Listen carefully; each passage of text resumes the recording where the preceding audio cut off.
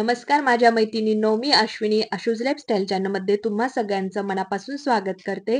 तर मागचा जो काही व्हिडिओ होता त्यात मी तुम्हाला सांगितलं होतं, की हा जो काही व्हिडिओ आहे तर तो मी तुमच्यावर कंटिन्यू करणार आहे. मागचा जो माझा लॉग होता डेली रुटीन तर त्यात मी सांगितलेलं होतं. तर त्याचबरोबर मी जे कोणते ऑर्गनायझर यूज केलेले आहे साडीसाठी, कुर्तीजसाठी किंवा बँगल्ससाठी तर ते सगळं मी तुमच्यावर शेअर करणार आहे. व्हिडिओ स्किप न करता पूर्ण बघा. घागरा मी काढून ठेवलेला आहे, तो का घातला मी? तर ते पण मी सांगते. तर आणि त्या घागऱ्यामध्ये मी कशी दिसते ते सुद्धा तुम्ही मला कमेंट करून सांगायचं आहे. तर चला तुमच्याशी गप्पा मारत-मारत मी माझं काम पण आवरते आणि तुम्हाला पण दाखवते, की मी कसं आवरते, कशा वस्तू कुठे-कुठे ठेवते किंवा कसं मेंटेन ठेवते.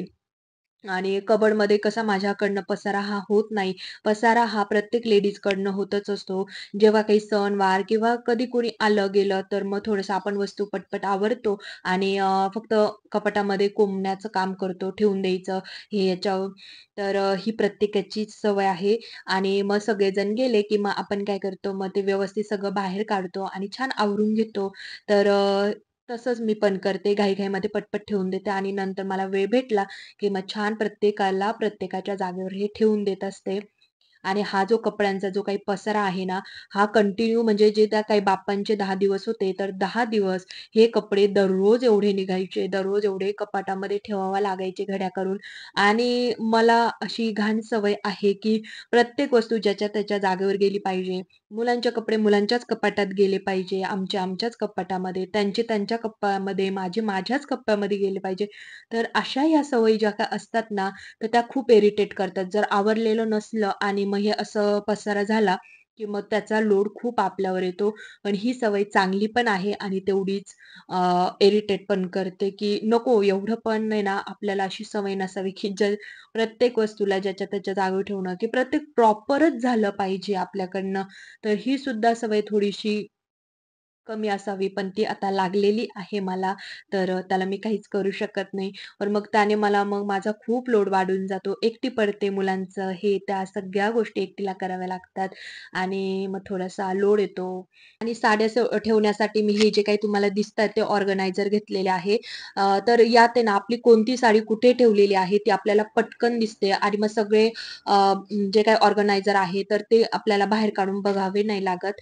तर ही खूप मोठी मला मदत होते, की मला आज ही साडी घालायची, तर मी असं बघते आणि हां, ही साडी घालायची. मग तेच ऑर्गनायझर बाहेर काढायचं आणि मग त्यातलीच ती साडी काढायची आणि ज्या साडीचा ब्लाउज आहे ना, त्याच साडीमध्ये ठेवायचा. जर कॉन्ट्रास्ट म्हणून घालत असाल, तर वेगळे ठेवायचे. तर मी पण जे काही कॉन्ट्रास्ट जे ब्लाउज आहे, तर ते मी ड्रॉवरमध्ये ठेवते आणि जे काही ब्लाउज मी नाही मॅच करू शकत, तर मग ज्या त्या साडीचा ब्लाउज ज्या त्या साडीमध्येच ठेवून देते. म्हणजे सोपं जातं जेव्हा घालायची असते. इकडे-तिकडे शोधाशोध ही आपल्याला करावी लागत नाही. आणि शक्यतो जेव्हा आपण साडी घालतो आणि त्यानंतर ती साडी छान उन्हामध्ये सुकत ठेवायची. एक रात्रभर ती सुकत ठेवायची. जो काही ब्लाउज असतो तर किती नाही म्हटलं स्मेल हा येतो.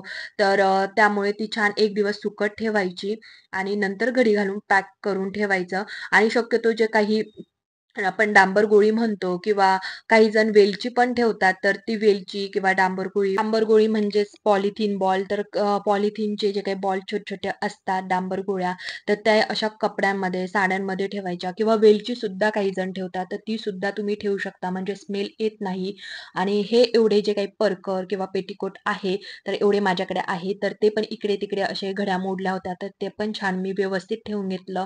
आणि हा काही जो आहे तर हा कोल्हापूरवरनं आणलेला ब्लाउज पीस आहे. तर तो सुद्धा अजून शिवण्यासाठी मुहूर्त लागला नाहीये. तर तो पण मी आता तो बाजूला ठेवला आणि हा जो काही घागरा आहे, तर हा मी ना जेव्हा बाप्पांचं कॉम्पिटिशन होतं, की सगळ्यांनी वेगवेगळे नऊवार, वन पीस, घागरा, परत काठपदरची साडी, तर अशा पैठणी, तर असं लूक केलेलं होतं. तर मग मी घागरा घातला होता.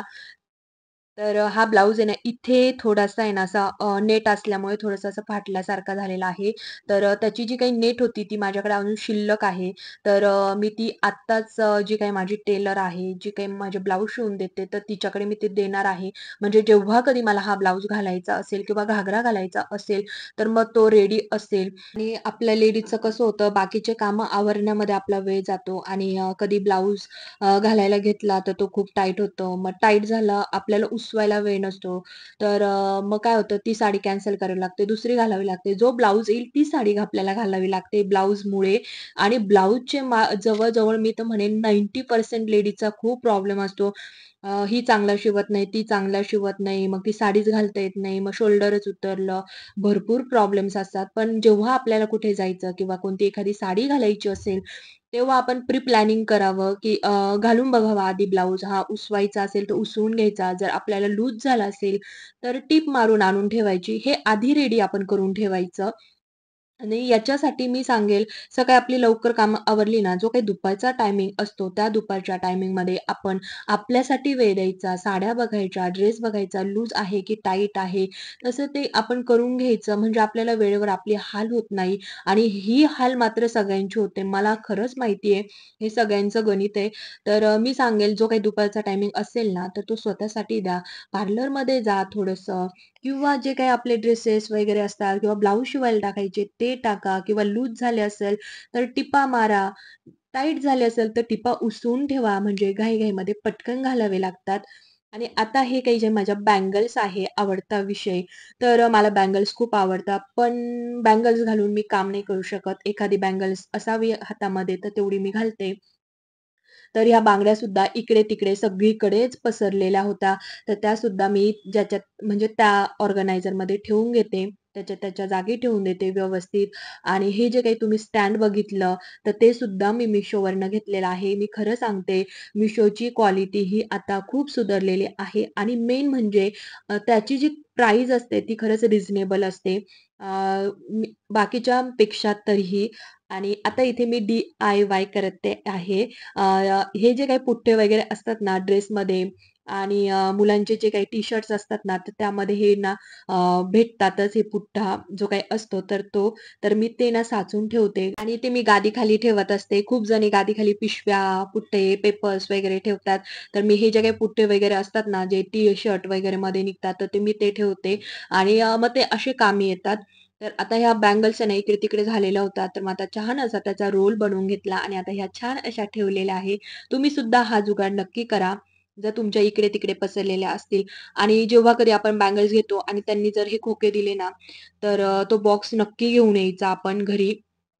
कारण तो उपयोगी पडतो आणि आणि ह्या ज्या काही बँगल्स आहेत, तर ह्या माझ्या डेली यूजच्या आहे. मंगळवार, शुक्रवार मी रेड किंवा ग्रीन बँगल्स घालते आणि माझा आवडता वार म्हणजे गुरुवार. तर गुरुवारी मी येलो बँगल्स घालते. तर असं मी करत असते. मग त्या वरतीच ठेवलेल्या आहे आणि त्या मी ड्रेसिंग टेबलमध्ये ठेवते आणि बाकीच्या ज्या काही आहे साडीवर वगैरे घालण्याच्या, तर त्या बाजूला ठेवते कबर्डमध्ये. तर ते पण मी आता आवरून घेतलं कारण त्या पण इकडे-तिकडे झालेल्या होत्या. त्याला पण छान एक रोल बनवून घेतला आणि त्या त्या फिट केल्या आणि हा काही ड्रेसिंग टेबल आहे, तर तो सुद्धा मी आवरून घेते. जे काही ड्रॉवर्स आहे, तर त्यात सगळं इकडं-तिकडे वस्तू झालेल्या होत्या. तर ते पण मी आवरून घेतलं आणि आवरण्याच्या गडबडीमध्ये मी इयरिंग्स चेंज केले होते. तर कानामध्ये काहीच नव्हतं.